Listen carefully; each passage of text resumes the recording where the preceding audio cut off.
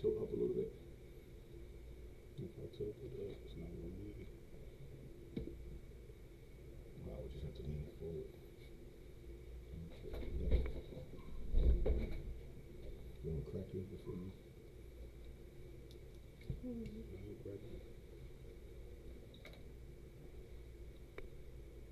I'm trying to see if it give me like an indicator. Okay. Yeah, I see it. Let me see. Can I get a sound check? Turn it up. Let me hear Oh, I something. don't. We don't need it. No. Microphone check. Mic check. Microphone Mic check. check. Wait. Yeah, I hear it now.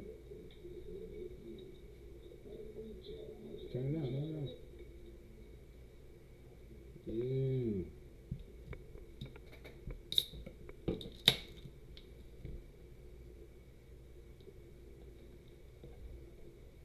We are back with another episode of Knicks Morning Coffee. I am Joe Cole with my partner, Mr. King, Yep. and the camera girl, Breezy B. Hey, y'all. You know what I mean? We in Studio A plus now. You know what I mean? We got the little sign in the back. We got the desk. How y'all I feeling can't today? really see it. Oh, I can see it. Okay. I know. Listen, the best I can do right now. I don't know how to work all this stuff. You know what I mean? What's going on? How y'all feeling? I'm feeling good. You know my plight. These damn Jets. Man, I'm sick of it.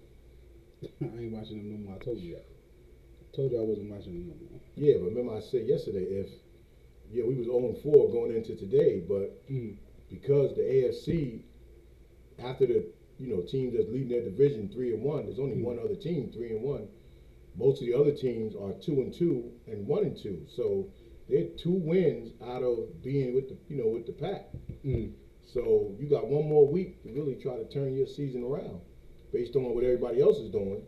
But don't look like it's going to happen because they beating themselves on top of getting their ass kicked. Excuse me, Bree. But now back to these Knicks. Preseason just started.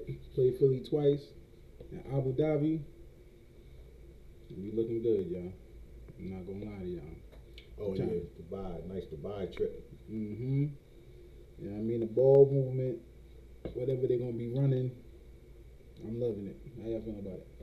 Excellent, because I was a little bit leery at first on. Of course, we all want to run. There ain't no doubt about it. Like last year, they started out wanting to run. I was a little bit leery of changing the offense too much because that really wasn't our problem. But it definitely going to help, especially after what I seen. First game, I was like, okay, Brunson, he's going to probably have to adjust. Second game, I think he adjusted. I think he adjusted. I knew he's gonna get it together. Ball movement that's what we're gonna just have to do until they get going. Like I'm just liking what I was saying. Yeah, because you got to look at this. The way they was moving the ball, it's not so much the moving the ball. It's having the creativity and the mindset that everybody's not going to touch it on every possession, every play down court. So you got to know when to pick your spots and take that mismatch when it's available. And then the other thing is, within those 24 seconds, at what point do you realize the play, that ball movement, because that's a play, the way they're doing it. So at what point do you realize that play broke down and then you get into a quick offensive set, like an 8-9 second offensive set. And then that's when the ball goes to Cat, or Brunson. So that's something that's going to have to be worked on, in time. That's going to go well into the season. But from the outset, if guys really, really buying in, and this is only the preseason, if they really buying in and if you're down, don't get caught up, then offensively we're going to be all right. So that's a good look. Even the bench, it looked like we just got options. Clarkson, even McBride. There was this dude Matthews, Matthews shooting. It's like, look, everything looked real good. So what we got on agenda though? Well, that's the preseason. I think I know Bree said she got 6 questions, but you're looking at the preseason game from the first to the second, and you're looking at not what the bench did, what the third string bench. I was gonna say I don't really care who survived it, but now looking at Matthews, who was it, Ryan we had last year, Matthews seemed like the better shooter to me. He seemed like, even though we know Ryan is a good shooter, Matthews seemed like he know what his role is. So I wasn't too much concerned about the 11, 12, 13, 14, 15th man, but you got to keep a guy, to me, you got to keep a guy like Matthews on your team. Because that's what he displayed, the way he shoots, the catch and shoot. Even though we know Shamet can put it up the same way, Matthew gives you that Novak type feel.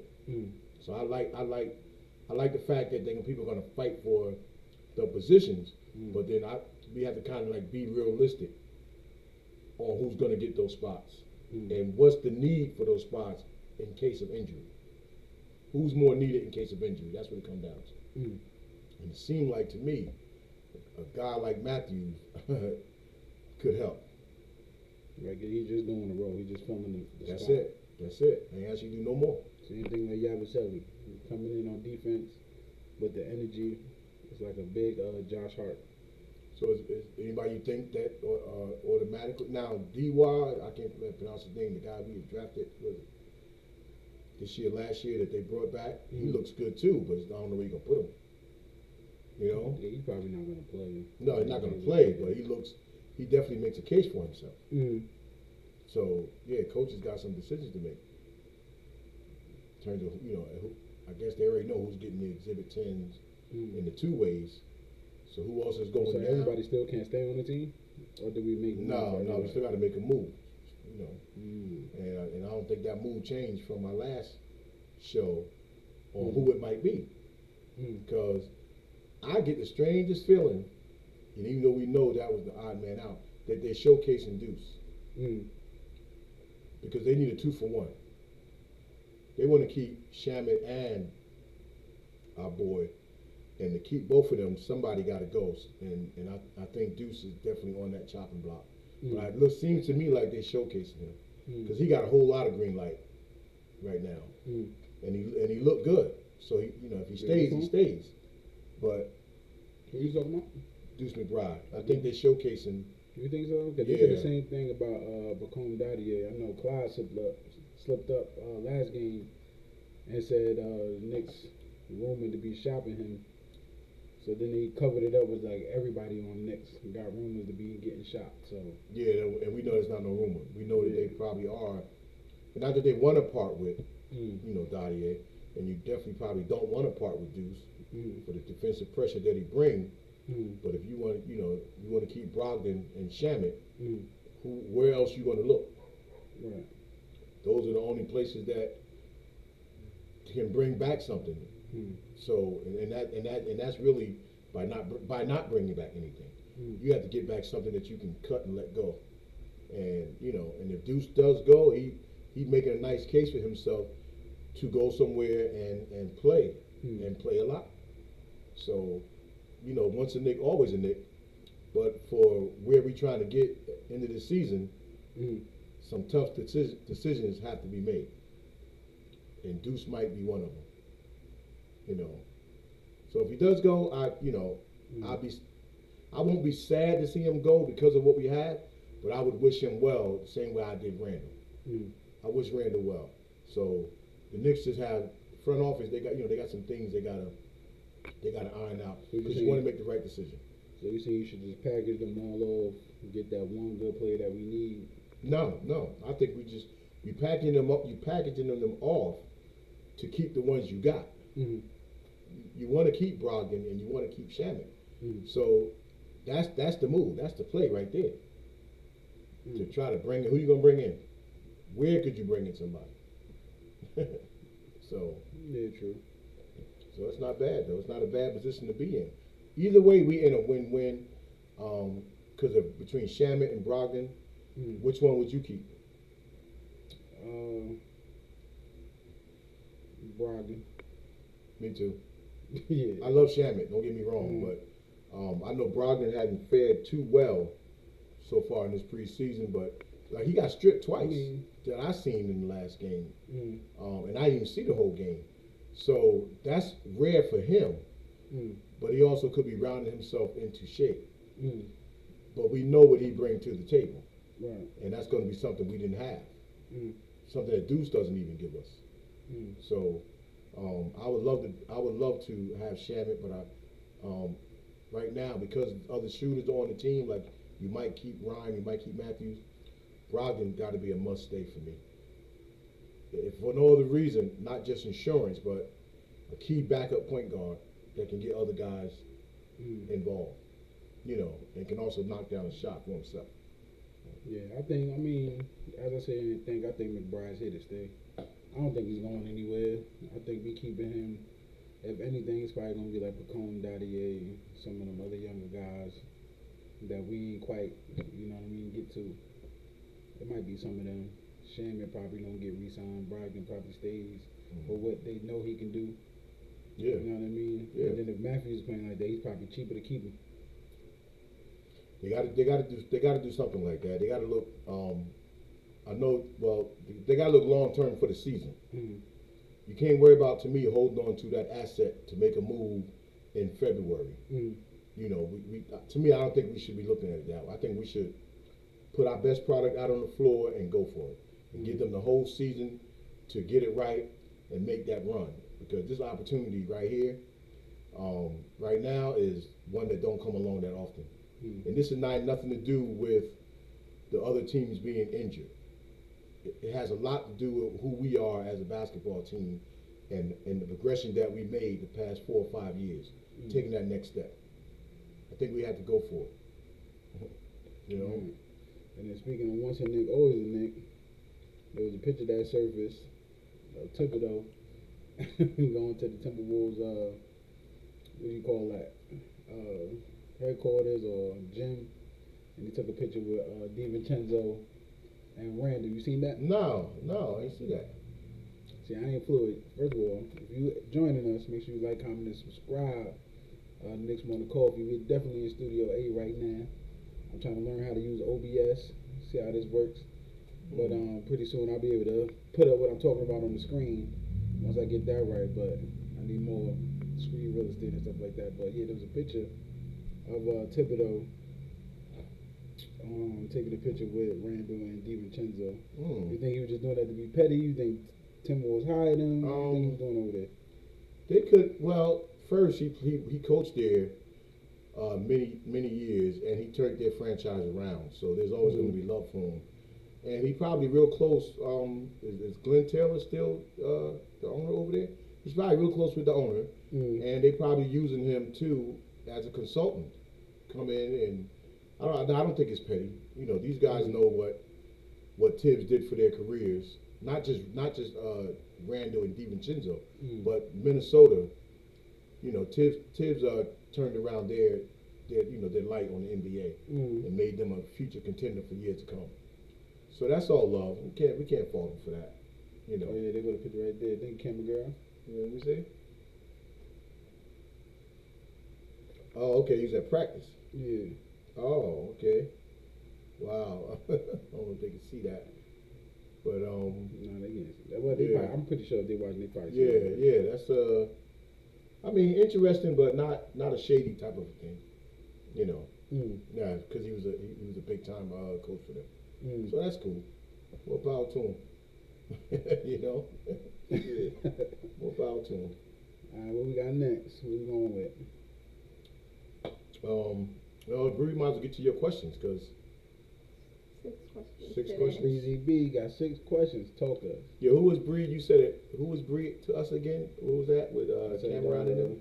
Who were you saying? I forgot her name already. Stat? Oh, Stat Baby? Oh, yeah. I think that was funny. But we would have to increase her role for that. All right. What you got? Like you said, most of the times there's 6 questions today. So the first question is, it's been a year since the blockbuster trade involving Karl Anthony Towns and Julius Randle. Who would you say won the trade? We did. Yeah, I'm not. Well, it's equal. It benefited both teams, because if we know what Towns do for us, he pushes us over the hill. That's what we did, and what Randall did for them is now they don't have to worry about whose team it is in Minnesota, because as long as Cat was there, Edwards could have won all he wanted. The ball still would have had to come to Cat, a lot, even though he deferred. So by getting Randall, they just made it clear cut. This is Edwards' team, and Randall is our horse. But for us, so I think it was an even trade right now. Yeah, I think it was more so what the players needed. Yeah. I think if you go by that though, I think Towns may have won the trade. Because Randall, he went over there. He did good for them, but I mean, I guess they both won. Yeah, because I mean, Edwards said himself that a lot of them games he said we don't win if Randall don't do what he's doing. I mean, same for the Knicks. I just think from Randall, I think it was taking a toll on him being on the Knicks, which he said recently. You know what I mean? Like once he got away from the Knicks, it take a special person to be a New York Knick. A certain mentality, almost like a no care. The fans is crazy, but I love it kind of mentality. You know what I mean? When we're mad at Josh Hart for not taking the open shots, Josh Hart acknowledges it, laughs about it, says he's going to do better, brushes it off. Brunson, when he's going crazy with the Brunson burner, it's a little bit too hot. You know what I mean? So he brushes that off. Cat, they bombing on Cat. He's on every meme. Some probably don't even think it's funny, but brushes it off. He's the bodega cat. He lets it go. And that, but I don't think Randall handled that well. I thought he. I mean, behind the scenes, we didn't know he was going through all that. He had a whole bunch of stuff to talk, screaming back at the Knicks fans and. Well, you got to remember the thumbs down. Yeah, but you got to remember what we said long before Randall got here. One thing we never learned with the New York fan base for the Knicks is why can't two stars coexist? We always want to push out, and this goes back. Every time we get one star, instead of having them together, we want to push out the other one. Melo, Porzingis. It's like at different times. That's what happens to us. So every other team has 2 and 3 stars that they just embrace, and then we always have to find a way to say, okay, well, we don't really need you no more. We got this one. But no, we need both of them. We need both of their assets to get to the next level. So on the out, other than those few little instances, like you said, with the thumbs down to the crowd, we're indebted to Randall. We're indebted for him standing tall and putting us on his back prior to Brunson years and even the years that we have, so that Brunson didn't have to come in. He had Randall when he came in to lean on, and I think that helped Brunson. Now it's different than with Luka for Brunson. You knew when you came here, New York was going to embrace you, but you still had Randall there to guide you and lean on for the nights that you didn't have it going. So, I'm always going to be indebted to Randall for what he did for us. And again, you move on. So, I think it's an even trade, even though Cat is better than Randall. What you got? All right. The second question is, Coach Tibbs got fired for the Knicks coming up short.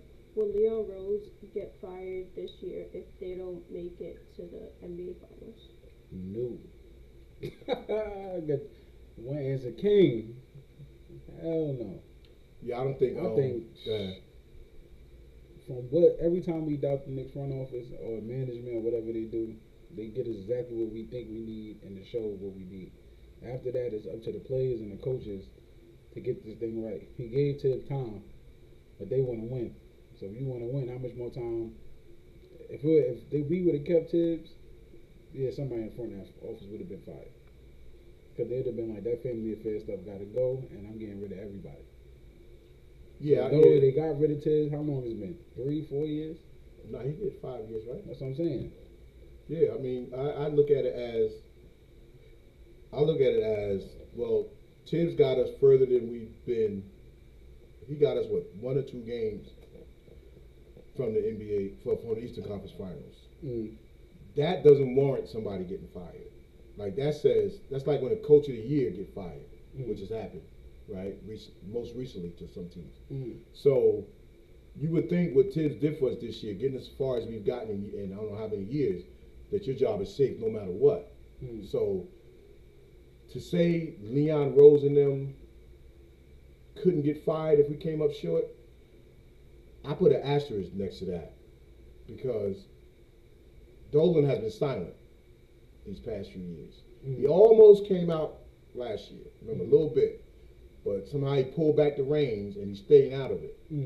But remember what he said before when we got Leon and them, and he said, people tell me we're going to win a championship a couple years ago, and then we don't win. Remember on the podcast, on the Broommates podcast, he said, then if we don't win, now somebody still has to answer to that to me because you're telling me if I go out and get this person, we're going to win. So as long as Dolan is staying out of it, which he has been, to his credit, they say. But if Dolan starts saying, wait a minute now, y'all also been here several years. But I always felt with that Dolan stuff, I always felt like if the media don't ask Dolan those questions back in the day, I think Dolan probably just stays far away from it. I agree with that. But if the media don't ask Dolan and shake him down every time, we don't even have this conversation. Yeah. Like, what's Leon Rose title for the Knicks? Was it president? Is he president? President, right? Yeah. Who's the president of Milwaukee?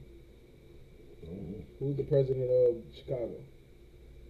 I don't know. So everybody know Leon Rose around the NBA because New York decided that. Yeah. You know what I mean? So we don't have these questions for, which is a good question, but we're not going to have these questions for no other NBA team but the Knicks. I think only Dallas has a manager, owner that is out in the limelight, whether it's good or bad. The only time you ever hear of an owner or president is when the team did something they ain't supposed to do. You know what I mean? Yeah. Unless they just that. It's an anomaly. Like I said, the guy from, I forgot his name, but I guess the guy from Dallas, Mark Cuban? Yeah. Yeah, like, other than that, you don't really know nobody else's name. Well, we know that a lot of them changed over the years. So Knicks was good. We know their names. There was a time we knew all of their names, but but guys like Mark Cuban, Rob Pelinka with the Lakers, there's been some teams where their general manager stood out. It's just that over the years now, times have changed. People are more behind the scenes, and the more you're out there, the more you're subject to the scrutiny, right? But you're absolutely right about if they don't put the cameras in front of Dolan, then we don't know nothing about, because Dolan never affected what the Rangers did, right, when they was winning all these things. So, but they're safe. Leon Rose and them is safe as long as Dolan stay dormant. Then they're safe.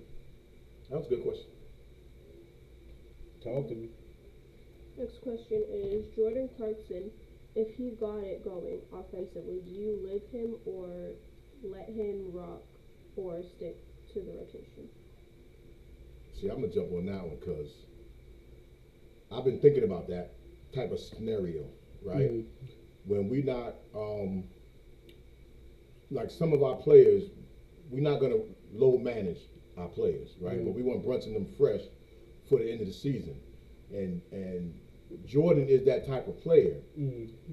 If he getting down like that, to me, then you buy Brunson and them some time. You buy one of them backcourt guys some time. If he rolling like that, because you see what he's capable of doing. Now, at the same time, you don't want to mess up your rotations because you're still building something with all these new players and new system. But as the season go on, when we start getting mid-season and he's rolling, yeah, when you say let him rock, let him rock. Speaking of let him rock, and just Nick said you look like Dwayne The Rock Johnson with them shades on. Dwayne The Rock Johnson? Oh, The Rock? Yeah. I'm like 15 shades too dark. All right, brother, peace. You said pull Clarkson out early for Brogdon. I mean, the way Clarkson was scoring, I don't know. You might not even have to put Brogdon in too fast. Well, they're gonna be doing different things though. Yeah, they're gonna be doing different things, but yeah, Brogdon's thing is gonna be he's gonna run the offense through its fruition, right? Unless somebody breaks the play, if need be, and at the end of a broken play, he's gonna be able to hit that steady outside shot. So that's to me, is gonna be his claim to fame for us. We're not asking him to be the Brogdon of old when he was younger on some of them teams. If he can give us a nice percentage of that in those moments, you know, and that just keeps our starters fresh. They can stay on the bench 2-3 more minutes. That's all we're saying. We ain't saying jump into the bulk of their minutes. We're talking about if they can get, instead of come back in the game, they get an extra minute, 2 minutes and 30 seconds. That's going to save their body as time goes on. Now, starting the season, just go with your rotation. But to the middle or the end of the season, yeah, let them guys cook if need be. Because the fresher we got Brunson, and the fresher we have OG and Mikal. Because OG and Mikal is one's going to be chasing the defense. And you see what Josh Hartnett said last year. He had nothing left. You know, and then you're glad they saying it in hindsight. But yeah, maybe Indiana, if they got a little bit more in the tank, maybe Indiana don't outrun us the way they were. Yeah, but I've been saying that all last year. Yeah, but again, we had to. I think we could have put our bench guys in, but we had to. Now I think our bench guys are going to know they got the green light to do what they do when they're in there. They're not just in there buying the starters' time. That's a huge difference for an NBA player. All the guys we're bringing in, Yabusele was a starter. Granted, due to injury, he was a starter in Philly, did well. You know, Clarkson is a lifelong six type of man, but he has started. You know, Brogdon, we know when he comes in. So we bringing in guys, our core rotation that we bring in. Then you got Josh Hart. Our core rotation that we bring in, these aren't fly-by-night people that's buying time for the starters. They coming in to play ball. Yeah, the only problem is I feel like we did bring people in to play ball, but they got to be utilized in a way that is needed. My whole problem with Tibbs was we get these players, but they just out there playing whatever. You know what I mean? So even if they got a game plan or whatever they're working on, Thibodeau's system is like the best man with the ball, go do your thing. So if they're doing a little pick and roll or they're doing a little bit of ball movement, it's what they decide to do on the court. What it looked like for these past 2 games, it looked like how they was moving the ball was some type of system. Yeah, I mean, see, when you said that similar last week, and I do agree with you with that with Tibbs. But again, I'm looking at the type of players that we brought in. These are guys that are used to doing it, though. That's the difference between, you know, when we was bringing in Deuce and what was the lefty shooter from last year, Sham and the one Bogdanovich. No, the other from last year. But we were bringing in people who they wasn't used to having the ball to really do what they do. Clarkson and them, this is what they do. So it's not going to be no hesitation. Their confidence level is already high. So when they come in and get the ball, it's going to be different. Clarkson would have been different under Tibbs because he know I'm an assassin. I'm the new, you know, he's getting up there in age. I'm the new Lou Williams. This is what I do. So that mindset, we brought in guys with the mindset to go out there and get it. That's the difference, though. So that's what's going to propel us to the next level. It's guys willing to go out. They know in their mind, I ain't in here I get that ball. Yeah. If I don't see you before I get to the basket, you in trouble. Good. Next question is the expectations for the Knicks real, or is the NBA trying to force a storyline? I'll let you take that one first. No, I think the expectation is real. You don't get these players. Last year they had the same expectation for us. I think, right? Or was it the year before that? Whatever it was, I thought we were supposed to be better than what they said. So all these players being injured, we got what we got with the team we had, and then you only got better again. No, I don't think they're trying to force a storyline. Yeah, they meeting a challenge because we all know. Because Charles Barkley and them, they always say, you know, Charles Barkley. I don't know if he ever really hate the Knicks, but he always say he hate the Knicks. Excuse me. They always say the NBA is better when the Knicks are good.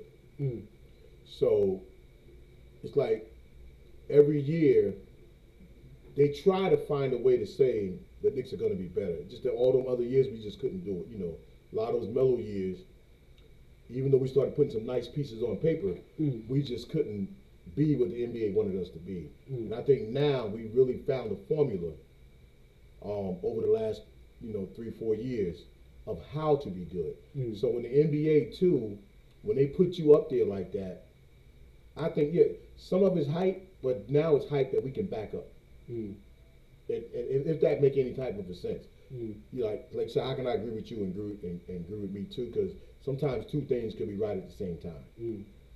I think the NBA, and they haven't really started yet, but I think they will start putting that out there that, and they kind of already doing it. That the Knicks could be championship team, as long as it's not championship or bust. Then now we got something to work with. Now we got something to work with. Well, remember everybody jumped on the Knicks bandwagon, so I think we already in rotation. You know what I mean? So we already in the NBA rotation of they noticed that if the Knicks is winning, the game is more exciting. So the front office doing what they got to do is coming in full circle. So what they saying is this is our year. They're not saying this is our year or it's slow. They saying this is our year. So I think we go to the finals this year if we have a year like we had last year, especially if we playing more people. And like I said, what it looks like we got too many options. You know what I mean? So until you win. One thing about the NBA, until you win, you ain't never got too many options. You ain't never got too many good players. You have to win first. So I'm not even gonna sit and say we go to the championship. Last year I didn't say we had too many options. Last year I said we got good problems, but it's how Thibodeau is playing it. Yeah. You know what I mean? So now this year I'm saying we do got good problems, but we got a lot of people, like the way Clarkson was scoring, the way Yabusa's getting to the ball, the way how Party looked. We didn't even talk about all that yet. But we'll get into that, I guess, as the preseason go on. But there's certain players that you just had to give them time. You know what I mean? Kolek probably needs real development now. Some of these players need real development. Bacone Dottier, a Knicks favorite, we ain't talk about him, but he looked good. You know what I mean? For what he did. Now, if he was our bench players, I wouldn't say we got a whole bunch of options, though he played good. But for him being our younger player, one of our younger players that can possibly get in the game, hot party, and the way they're developing, that's a good sign for the Knicks. That means we got the youth, we got people for 1 year, we got superstars on the team, we got a well-balanced team. We probably just don't got a real veteran that I guess I can think of, but I guess that's the one piece that they say every team always needs that we missing. But hopefully the coach can just be that, or they might trade and they get that one veteran to come to the team to talk to everybody. Yeah, it's gonna. PJ Tucker may have needed to come back. I don't know. They traded everybody off. Westbrook is still out there. I don't know if he's somebody who wants to talk to the youth, but maybe he is, because everybody that talks to Westbrook is totally different from what we see in the media. You know what I mean? They respect Westbrook, so I don't know if he would want that role of just, you come off the bench sometimes, but you talk to the youth, he still want to play. Yeah, the way he played last year. But I think the Knicks, we bring back a lot of these veterans to the games, sit courtside. So I don't know, like Boston, you see it historically, their old school guys, they in the gym during them times talking with the players. So I don't know if that connection with our Knicks, with our old school Knicks and our current players, we don't know if they're around during those times to talk to them, or they just at the game cheering for them. So if the relationship is that's fine. Then they could be our veterans. Imagine having Larry Johnson and people like that in your ear. Well, I think they are saying a lot of them do talk. Remember, what you call it is on the staff still, right? Patrick Ewing. Yeah, but Patrick Ewing was on the staff. Allen Houston always on the staff. Yeah, but they gotta want it. The players gotta want to talk to these people. I'm pretty sure they talk to them more than ever now. I know Melo was saying that he talks to the staffing of the Knicks. I don't know if he talks to the players. I'm pretty sure he does. Yeah, I mean, Towns is technically a real veteran by this time. I don't know if he's the vocal veteran that we thinking of. Yeah, but I know it don't always got to be the star. But a lot of times these players, we thinking of, they've been on their teams for a long time. You know what I mean? We were talking about PJ Tucker. It's just that he been around for a long time. Do I think he helps you get the ring from what he said? I don't know. You know what I mean? So, like, even the Heat, they had, what's the center over there they had for a long time that stayed on the Heat his whole career? Oh, no, you talking about Haslam? He wasn't center, he was like a forward. Yeah, I mean. But guys like that. Like, now, picture this. Because I thought about this, too, last week. When they was shuffling the coaching staff, like Lance Thomas, if you're not going to bring back Gibson, and I think Lance Thomas was more vocal than Gibson. See, a guy like Lance Thomas would be good with the current players. You know, I could tell you how it is, tell you like it is, and I can still be a bridge gap between the coaches and the players for you. You know, I can still be that liaison, but I can also be honest with you while you out there, because you need that third eye that's around the players. Everybody needs that. You know, everybody's not Magic Johnson. Everybody's not Isaiah Thomas or Michael Jordan. Even I think Kobe needed that. You know, so yeah, a veteran should materialize. Again, where would you put him? You can put him on the staff, but it's got to be somebody not that far removed from playing. Right. Yeah, you didn't talk to me. I ain't gonna lie, this light got me hot, chat. What's going on? Next question is this Knicks team good enough to be top 5 in the Western Conference? Top 5 in the Western Conference? Nah, I know. I think what you're saying. If we was in the West, are we good enough to be a top 5 team? So we was in the West. Who they have? OKC. Well, before we get into that, let's say I'm gonna say yeah, because we're penciled in as a team that could win a championship. So if you try to say each team that's in the finals wouldn't fare well in the West, say OKC, right? We know they're gonna be tops. Well, we was top 5 in the NBA. Like, where was we at? Yeah, at one point last year we would if we was in the West, we would have been like 3 or 4, you know, in terms of record. I'm talking about our record. We ended what, 3? Well, we ended up. No, we finished 3 in the East. I think so. Yeah, but in the West, if we were a Western Conference team. But in the West, I think we was like at 4 or 5 on the West. So we know OKC. Who else? Who else is ahead of us? I forgot. I had to look it up. Yeah, OKC would be ahead of us. They might say. They might want to say Portland, but I don't. You know, we don't know that. That's they might want to say the Lakers because of LeBron and Luka. I'm talking about Lakers was at the bottom. We don't give them that. Right, because they barely got in. Was it Denver? I think only like 2 or 3 teams had a better record than us. Yeah, there was we had a better record than Golden State. Oh, it was the Timberwolves. Timberwolves. Yeah, OKC, Timberwolves. Then maybe Rockets was high last year. I think we edged out Denver. So this year, really, other than OKC, as far as the top 5, I ain't saying we'd be number 2 if we was a Western Conference team, but we be top 5. We'd be top 3. Yeah, looking at the team, the so-called better teams in the West. I don't know. Golden State just got better. They got 2 Currys. Well, I'm saying a lot of 2 Currys. They got Curry chicken. Yeah, I think we'd be top 5 if we was a Western Conference team this year. We got a lot of the ingredients, whole lot of the ingredients. All right. What else we got? Last question is: if you were a huge Knicks fan, who would be your favorite NBA team? NBA team. All right. I just got players I like. I don't really got. Yeah, I have. I'm trying to think of what. I mean, see, it would have been the Timberwolves, but now Randall over there. I don't know how I feel about it. I hate Randall. I only ever had one other NBA team. Well, I had 2. I was always a Knicks fan my whole life, but you know, grow up in Jersey, you root for the Nets. Until they got Jason Kidd and Richard Jefferson. That's when I totally stopped rooting for the Nets. But the Magic Lakers, I ride or die with the Magic Lakers. Even though I still was a Knicks fan, you know, Bernard King, Michael Richardson, all them guys. But other than that, I don't really have a team. Yeah, there's players. I don't really have a team. If I'm not a Knicks fan, I'm not. I don't know where. If I had to give a team, I'm just gonna say I'm going.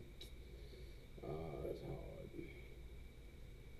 Yeah, I feel like I'm disrespecting my Knicks, but if I had to pick, it'd be a toss up between Milwaukee and Orlando. In Orlando. Oh, so you want players? Yeah, players. So Oh, I'm okay. going Giannis. And if I'm not picking that because I like Damian Lillard, but I'll go Paolo Banchero over there in Orlando. Yeah, so If I had to pick, it'd be the player though. Like if he left, I'm probably gonna follow wherever they went.